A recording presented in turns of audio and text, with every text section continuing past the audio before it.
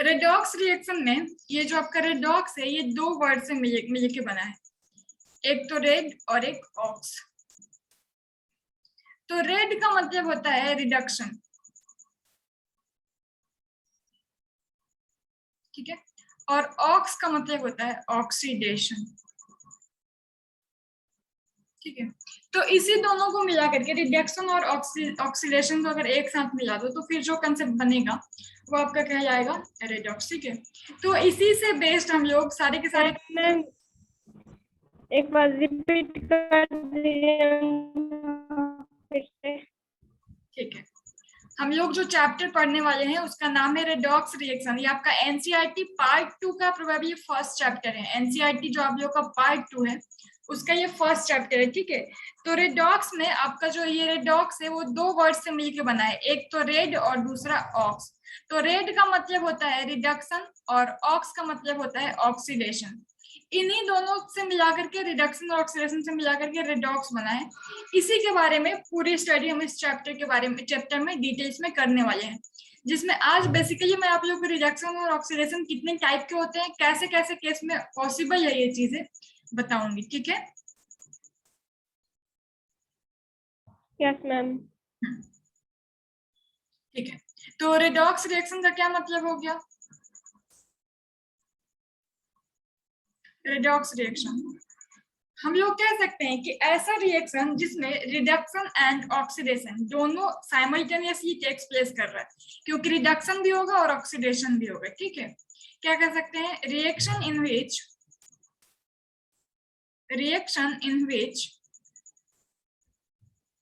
Reduction and oxidation takes place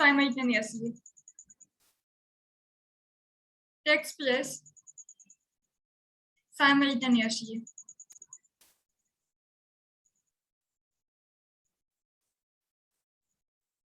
ठीक है। Simultaneously का मतलब है दोनों साथ साथ में होगा, एक ही रिएक्शन में दोनों होगा, यानी इधर रिडक्शन भी हो रहा होगा फिर दूसरी तरफ ऑक्सीडेशन भी हो रहा होगा, ठीक है। रिडक्शन और ऑक्सीडेशन दोनों हो रहा होगा। तो कुछ तो हमारे होता होगा ना डेली लाइफ से रिलेटेड, कहीं ना कहीं तो ये होता होगा, होता है। आप लोग बचपन से सुन के आए हो ओजोन डिप्लीशन या ओजोन होल, यानी जो अर्थ पे सन के हार्मफुल रेज आने को जो प्रोटेक्शन लेयर है उसमें होल है ना। तो ओजोन होल में भी यही रिएक्शन होता है। ओजोन होल में जो रिएक्शन हो रहा है इसके कारण वो होल हो रहा है, वहां भी आपका रेडॉक्स रिएक्शन ही होता है, ठीक है। इसमें भी आपको रेडॉक्स रिएक्शन के कारण ही हो रहा है। आपने पढ़ा होगा कोरिजन, मेटल वगैरह में जंग लग जाना है ना, या फूड वगैरह खराब हो जाना है, हम लोग क्या कहते हैं, ऑक्सीडाइज हो गया है सभी ना, कोरिजन। कोरिजन यानी कहीं भी फूड का खराब होना, मेटल पे जंग लगना, फूड का खराब होना जनरली रेंसिडिटी कहा जाता है, मेटल पे जंग लगना आपका कोरिजन कहा जाएगा, ठीक है। आप और देख सकते हो extraction of metal from its ore, यानी अर्थ में मेटल जो अपने ओर के फॉर्म में प्रेजेंट होता है उससे हम लोग उसको मेटल को निकालते हैं। वो जो प्रोसेस होता है मेटल के ओर से मेटल को निकालने का वो भी क्या कहा जाएगा, रेडॉक्स रिएक्शन, ठीक है। तो extraction of metal from it ores, ठीक है, ये भी आपका कहा जाएगा रेडॉक्स रिएक्शन। इसके अलावा अगर आप बात करो तो जितने भी तरह के फ्यूल है ना, जितने भी तरह के फ्यूल है, चाहे वो हमारे बॉडी में काम कर रहा हुआ कार्बोहाइड्रेट हो जो हमें एनर्जी प्रोवाइड करता है, कार्बोहाइड्रेट जब बर्न होता है तो एनर्जी प्रोवाइड करता है, ठीक है। अगर कोई भी आप गाड़ी ले लो, जैसे पेट्रोल हो गया, इसमें पेट्रोल पे हमारी गाड़ी है, डीजल हो गया, एलपीजी हो गया, किसी भी तरह का जो फ्यूल है, मीथेन गैस हो गया, सीएनजी गैस हो गया, कंप्रेस्ड नेचुरल गैस, तो ये सारी जो गैस है ना ये जब बर्न होती है तो वहां पे हमारा ऑक्सीडेशन या रिडक्शन या रेडॉक्स रिएक्शन होता है, और बर्न होकर के क्या क्या देती है, एनर्जी देती है। एनर्जी प्रोड्यूस होती है, ठीक है। तो ये सारी की सारी जहां भी होती है, या तो ऑक्सीडेशन हो रहा होता है, रिडक्शन हो रहा होता है, फिर रिडॉक्स, दोनों हो रहा होता है, ठीक है। तो ये सब हमारे कुछ डेली लाइफ के यूजेस है। यानी कोई भी चीज जैसे मेटल है वो खराब हो रहा है तो कोरिजन हो रहा है, तो खराब होने में काम कर रहा है ये रिडक्शन हो रहा है। कोई भी चीज फूड है वो खराब हो रहा है तो वहां पे भी होता है।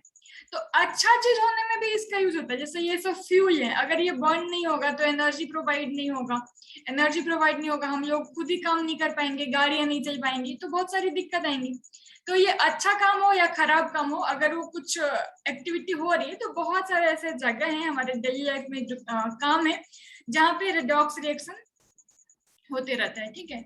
इसलिए कुछ ना कुछ तो वजह रहता है, कोई भी चीज पढ़ते हो मैथ छोड़ के तो कहीं ना कहीं उसका डेली यूज में हमारे काम रहता है ना, इसलिए हम लोग पढ़ते हैं। अब मैं कुछ आप लोगों को क्लासिकल कंसेप्ट बता दूंगी जिसमें रिडक्शन क्या होता है और ऑक्सीडेशन क्या होता है, ये चीज मैं आप लोगों को समझाऊंगी। यहाँ तक किसी को तो कोई डाउट नहीं है ना, यहाँ तक क्लियर है सभी चीजें?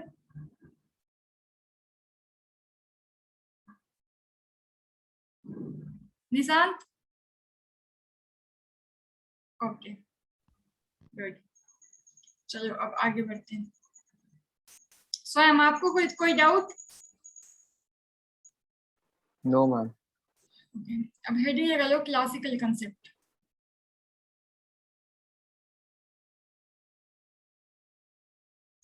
ठीक है, ये ए है क्लासिकल कंसेप्ट ऑफ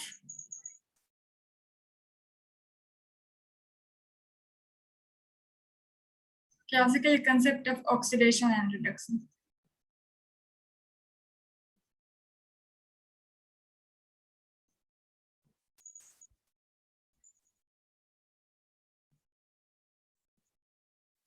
ठीक है, देखो इसमें क्या क्या पढ़ना है हमें। एक अब बॉक्स बना लो, एक तरफ ऑक्सीडेशन लिखियो, एक तरफ रिडक्शन, आपको इजी हो जाएगा लर्न करने को, साथ साथ में डिफरेंस भी मिलता चला जाएगा। ऑक्सीडेशन एंड रिडक्शन, एक तो ऐसा है जो बहुत फेमस, जिसको आप लोग अच्छे से जानते हो, वो कौन सा है भैया?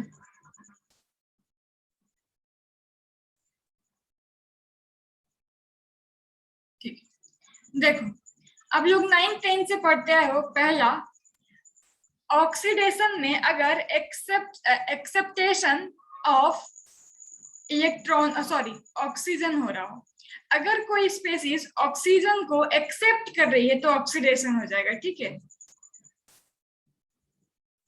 एक्सेप्टेशन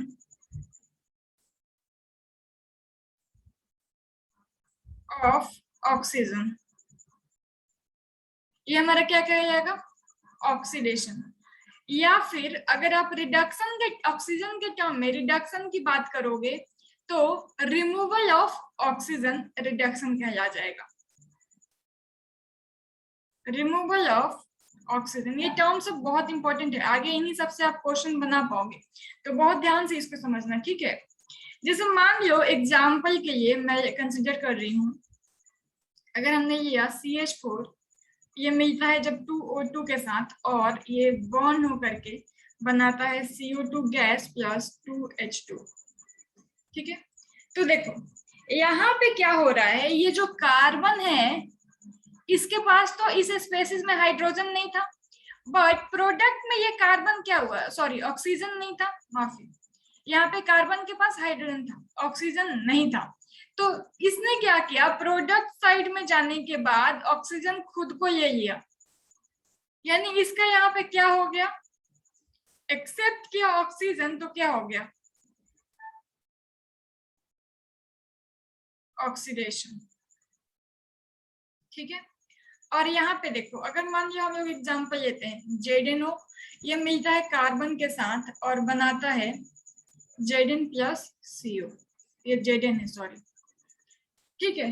तो यहाँ पे देखो जिंक के पास पहले ऑक्सीजन था और प्रोडक्ट में हट गया, तो इसका क्या हो गया बाबू, इसका हो गया रिडक्शन। आपका मन हो रहा होगा कि आप कह दो कि कार्बन का क्या हो गया, ऑक्सीजन ऐड हो गया तो ऑक्सीडेशन, फाइन हुआ है, यहाँ पे ऑक्सीजन ऑक्सीडेशन हुआ है, बट अभी हम लोग एक एक करके जो समझे हैं उसकी बात करते जा रहे हैं, ठीक है। क्योंकि कार्बन के पास तो ऑक्सीजन ऐड हुआ, तो नो डाउट यहाँ पे ऑक्सीडेशन हुआ है, यानी यहाँ पे ये रिडॉक्स है, इसमें रिडक्शन ऑक्सीजन ऑक्सीडेशन दोनों हो रहा है ना, तो ऐसा है। बट अभी उसकी बात नहीं करेंगे, अभी जितना मैं बता रही हूँ उतना ध्यान दो, ठीक है। तो यहाँ पे इसका आपका क्या हो गया, रिडक्शन हो गया। ये पहला टर्म, पहला चीज हम लोग जो देख सकते हैं वो ऑक्सीजन के बेसिस पे देख सकते हैं। सेम इसी तरह से हम लोग देखते हैं हाइड्रोजन के बेसिस पे, ठीक है। जहां पे भी किसी को दिक्कत नहीं आएगा पूछना। हाइड्रोजन के केस में जस्ट ये जो पॉइंट है ये उल्टा हो जाएगा, यानी अगर रिमूवल ऑफ हाइड्रोजन हो रहा होगा तो वो ऑक्सीडेशन कहलाएगा, और अगर एक्सेप्टेशन ऑफ हाइड्रोजन हो रहा होगा तो वो रिडक्शन कहलाएगा, ठीक है। तो देखो यहाँ पे आपका रिमूवल ऑफ हाइड्रोजन ऑक्सीडेशन कहलाएगा, और यहाँ पे रिमूवल ऑफ सॉरी माफी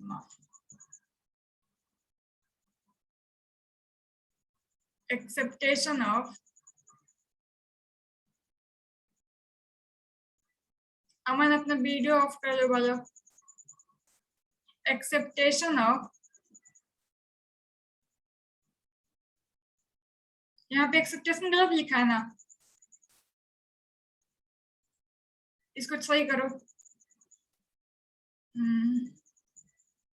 TATION होगा ना, एक्सेप्टेशन ऑफ हाइड्रोजन,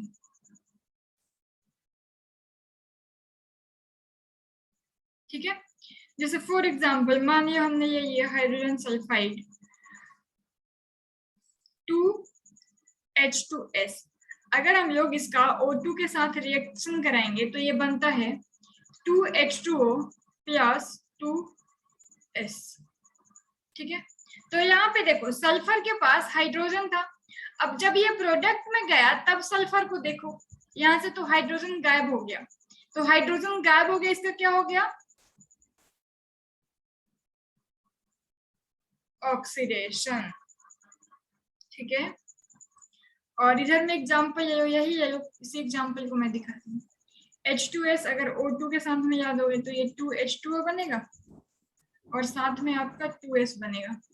तो यहाँ पे देखो ऑक्सीजन का क्या हो गया, ऑक्सीजन हमारा यहाँ पे बिना हाइड्रोजन का था और इधर जा करके हाइड्रोजन एक्सेप्ट कर लिया है, तो इसका क्या हो गया, एक्सेप्टेशन ऑफ हाइड्रोजन। ये बात इतना तक तो आप लोगों ने बचपन में पढ़ी थी, इसके आगे जो मैं बताऊं शायद वो आप लोगों में सबने नहीं पढ़ी होगी, तो उसको देखते हैं। पहले आप लोग को यहाँ तक कोई डाउट है, बताओ, कोई डाउट तो नहीं ना यहाँ तक?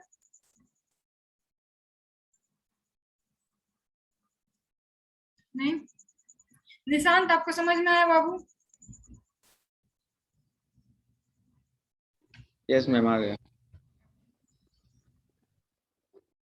नेक्स्ट देखो, तीसरा पॉइंट,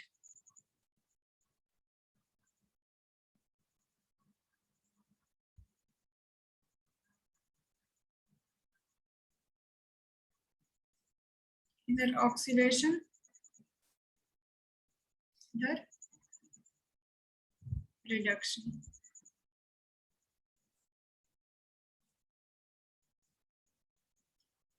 देखो जो थर्ड पॉइंट है इसमें क्या हो जाएगा, अगर एक्सेप्टिंग ऑफ इलेक्ट्रोनेगेटिव एलिमेंट या एटम, ठीक है, कौन कौन होते हैं मैं फिर आप लोगों को बता दूंगी, पिछले सत्र में बताया था, लेकिन कुछ लोग जो नए जुड़े हो तो उसको मैं बता दूंगी फिर से। अगर एक्सेप्टिंग ऑफ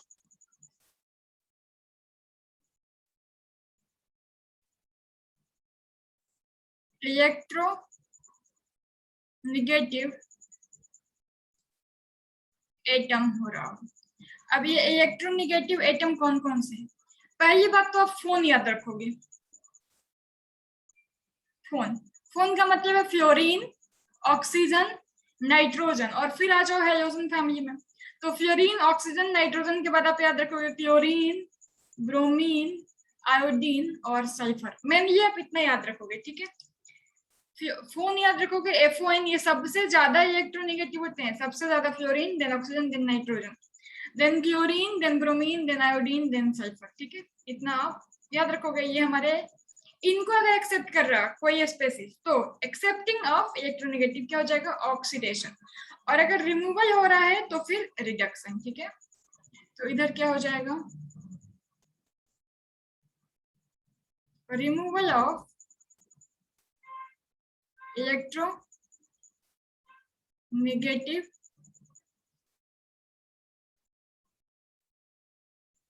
एटम।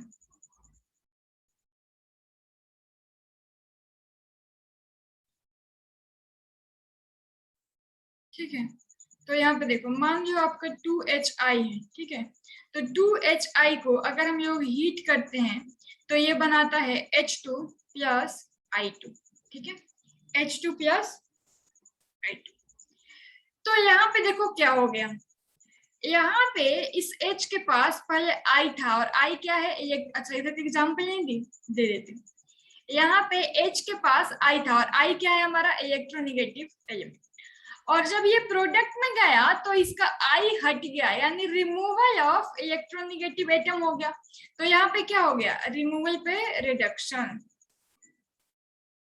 ठीक है। इसी का इधर रिएक्शन देखिए, ये रिवर्सिबल रिएक्शन होता है। तो यहाँ पे H2 प्लस F2 मिल करके I2 ना, H2 प्लस I2 मिल करके F2 भी कोई दिक्कत नहीं है, F2 के साथ भी बन जाएगा, HF बन जाएगा, कोई दिक्कत नहीं। चलो वही है, H2 प्लस F2 मिल करके यहाँ पे बनाता है 2HF, ठीक है, हाइड्रोजन फ्लोराइड। तो यहाँ पे देखो, हाइड्रोजन के पास रिएक्टेंट में इलेक्ट्रोनेगेटिव एलिमेंट यानी इनमें से कोई भी नहीं था, बट प्रोडक्ट में ये जुड़ चुके हैं। तो यहाँ पे ये क्या हो गया, इसका हाइड्रोजन का क्या हो गया, ऑक्सीडेशन। ये चीजें थोड़ी लर्न करनी पड़ेगी बाबू, ठीक है। यहाँ पे क्या हो रहा है, ऑक्सीडेशन। बोलो कोई दिक्कत, ये बात समझने में कोई दिक्कत, ये चीज आप लोगों ने 10th में नहीं पढ़ी थी, कोई दिक्कत नहीं ना। और इसका एग्जांपल दिखा दूं एक, देखो, मान लो आपने सॉल्व किया, NaCl को हम लोग क्या कहते हैं, टेबल सॉल्ट। अगर आप इसको इलेक्ट्रोलाइसिस करा रहे हो, इलेक्ट्रोलाइसिस क्या होता है देखेंगे आगे, अभी मत परेशान। तो यहाँ पे ये बन जाएगा 2Na और Cl2 गैस बन के उड़ेगा, ठीक है, 2 Na बनेगा और Cl2 गैस बन के उड़ेगा। तो यहाँ पे तो Na के साथ इलेक्ट्रोनेगेटिव एलिमेंट जुड़ा था, बट यहाँ प्रोडक्ट में Na के साथ इलेक्ट्रोनेगेटिव एलिमेंट हट गया, तो ये क्या हुआ, यहाँ पे रिडक्शन हुआ ना, कोई दिक्कत नहीं।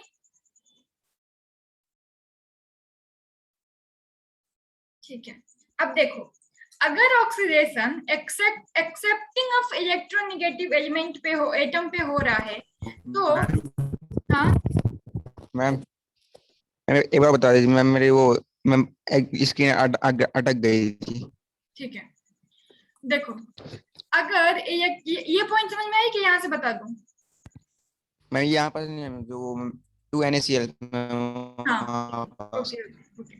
देखो 2NaCl में हमारा क्लोरीन क्या हो गया, इलेक्ट्रोनेगेटिव हो गया, और अगर क्लोरीन हट रहा है, रिमूवल हो रहा है, तो क्या हो जाएगा, रिडक्शन। तो यहाँ पे प्रोडक्ट में हमारे, हम लोग अगर इलेक्ट्रोलाइसिस करा रहे हैं, इलेक्ट्रोलाइसिस क्या होता है आगे देखेंगे, बस ये एक मेथड है NaCl को तोड़ने का, अभी ये समझ लो। अगर हम लोग इसका इलेक्ट्रोलाइसिस कराएंगे तो ये टूटता है आपका 2Na और Cl2 गैस में।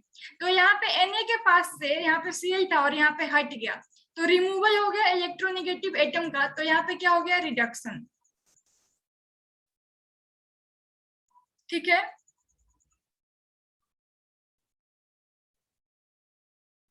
आया समझ में कि फिर से समझा दो, आ गया, मैम आ गया। ओके। तो अब देखो, अब जैसे आपने इलेक्ट्रोनेगेटिव के केस में देखा ना, अगर आप कंपेयर करते हो इलेक्ट्रोपॉजिटिव के केस में, तो जस्ट इसका रिवर्सिबल हो जाएगा। यानी जब एक्सेप्ट करता है इलेक्ट्रोनेगेटिव तो ऑक्सीडेशन हो रहा है, तो इलेक्ट्रोपॉजिटिव यानी मेटल वगैरह को एक्सेप्ट करे, हाइड्रोजन, मेटल, कार्बन, ये सब इलेक्ट्रोपॉजिटिव होते हैं, तो उस केस में क्या हो जाएगा, रिमूवल में ऑक्सीडेशन और एक्सेप्टेशन में रिडक्शन, जस्ट उल्टा हो जाएगा, है ना। लिख ही देती हूँ लेकिन फिर भी मैं उसको भी क्यों क्या होता है। हालांकि वो उतना इंपॉर्टेंट नहीं, जल्दी नहीं पूछता है, लेकिन फिर भी क्यों रिस्क लेना। मान लो अगर वेबजी वगैरह देते हो, या फिर कंसेप्ट तो कंसेप्ट है ना, आपको पता होना चाहिए, इसलिए। चलो अब फिर से वही काम करो। यहाँ मध्य प्रदेश में मॉस्किटो इतने हैं ना, मत पूछो। अच्छा करते हैं यहाँ के लोग, डबल डबल दरवाजे और जालियां लगा के। फोर्थ पॉइंट देखो, अगर हम लोग बात करें, जहाँ गंदगी रहेगी वहीं मच्छर रहेंगे। तो घर के बाजू में तो मेरे साफ है। तो मैम और जगह तो साफ नहीं है। हाँ तो वही बात है। नहीं, हमारे बिहार में भी मच्छर रहते हैं, लेकिन इतना नहीं जितना यहाँ रहते हैं। यहाँ बहुत ज्यादा रहते हैं, दिन में आते हैं, वहां सिर्फ शाम को आते हैं, रात में एक आध आते हैं। यहाँ पूरे दिन रहते हैं। हाँ, दिन में भी रहते हैं, शाम में भी रहते हैं, रात में भी रहते हैं, दिन में। Removal of electropositive atom. अब देखो इलेक्ट्रोपॉजिटिव एटम में क्या आ जाएगा, मेटल आ सकता है, बढ़िया। हाइड्रोजन भी ना इलेक्ट्रोपॉजिटिव ही है। इलेक्ट्रोपॉजिटिव का मतलब क्या है, जो इलेक्ट्रॉन छोड़ के खुद को पॉजिटिव चार्ज बनाए, जो इलेक्ट्रॉन दे दे, वही। तो हाइड्रोजन भी H+ बनाता है। और ऐसे हम लोग ये जो आपका,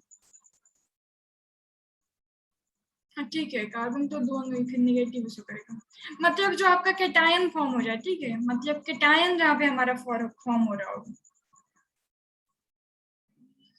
जो आप कार्बन भी लिख सकते हो, शो करता है, ये भी इलेक्ट्रोपॉजिटिविटी का शो करता है बॉन्ड ब्रेकिंग में खास करके। तो ये ठीक है, जो कैटायन फॉर्म होता है वो होता है। कार्बन भी कभी कभी बॉन्ड ब्रेकिंग में शो करता है, क्योंकि इसके सामने जब भी कोई निगेटिव एलिमेंट आएगा, इलेक्ट्रोनेगेटिव, तो इलेक्ट्रोपॉजिटिविटी शो करता है। कैसे करता है मैं दिखाऊंगी आप लोगों को आगे, अभी बस इतना बात याद रखो, ठीक है। तो जैसे मान लो हमारे पास है 2AgBr, सिल्वर ब्रोमाइड, क्या कहेंगे, सिल्वर ब्रोमाइड। नाम से आपको याद नहीं रखना, कोई मतलब नहीं, 10th में याद होगी तो अच्छी बात है, नहीं तो कोई नहीं। इसको अगर हम लोग सनलाइट के प्रेजेंस में रखेंगे, सिल्वर ब्रोमाइड को अगर हम लोग ये HNu मतलब सनलाइट के प्रेजेंस, जहां भी रिएक्शन के ऊपर ऐसे लिखा है ना, मतलब उसको हम लोग लाइट या सनलाइट के प्रेजेंस में रखे हैं, तो ये ब्रेक होता है 2Ag + Br2 गैस में। तो यहाँ पे Br के पास Ag था, यानी इलेक्ट्रोपॉजिटिव। Ag सिल्वर तो मेटल है, तो इलेक्ट्रोपॉजिटिव एटम था। अभी यहाँ पे क्या हो गया, Br से इलेक्ट्रोपॉजिटिव एटम बाहर हट गया, तो क्या हो गया, ऑक्सीडेशन। इंपॉर्टेंट है आज के क्लास का कंसेप्ट, भले डायरेक्ट क्वेश्चन नहीं आए, कंसेप्ट बहुत इंपॉर्टेंट है, ठीक है। वैसे ही आप इधर क्या बात करोगे फोर्थ पॉइंट में,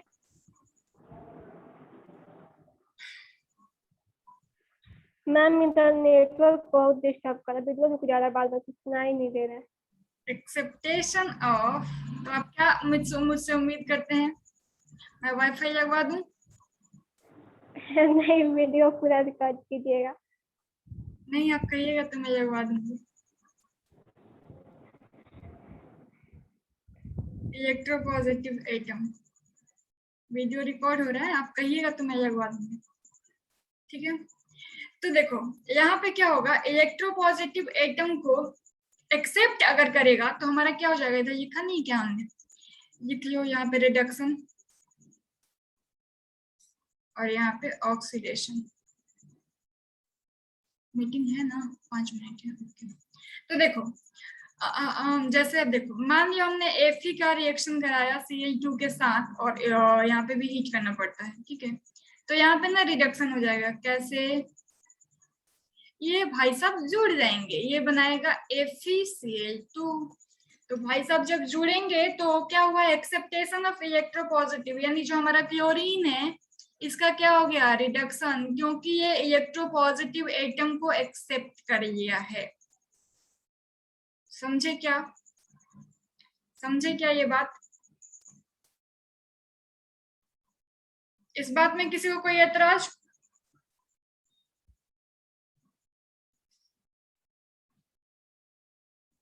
नहीं है? कितने प्यारे बच्चे हो आप लोग।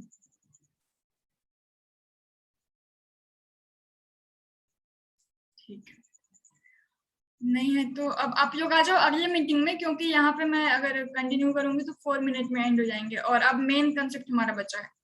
तो आ जाओ अगले मीटिंग में, मैं रीस्टार्ट ही कर दे रही हूँ और रिकॉर्ड हो रही है, कोई दिक्कत नहीं है।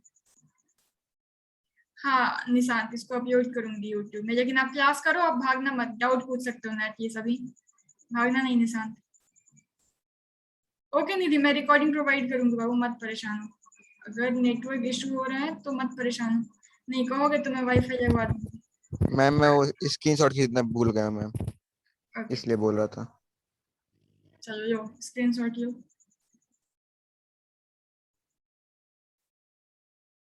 ये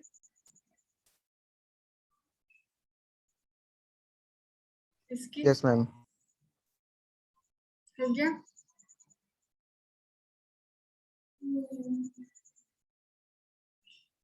इसकी थर्ड पेज,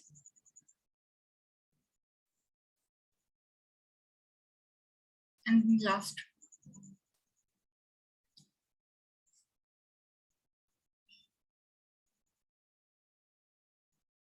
ठीक है, मैम थर्ड पेज पर से गया मैम। छूट गया। यस मैम, यहाँ पे पेज नंबर लिखा रहता है, ठीक है, कंफ्यूज मत होना मैम बाद ले में। लिया। ओके चलो ठीक है, फिर मिलते हैं। अभी अभी आप लोग ज्वाइन करो नेक्स्ट मीटिंग में।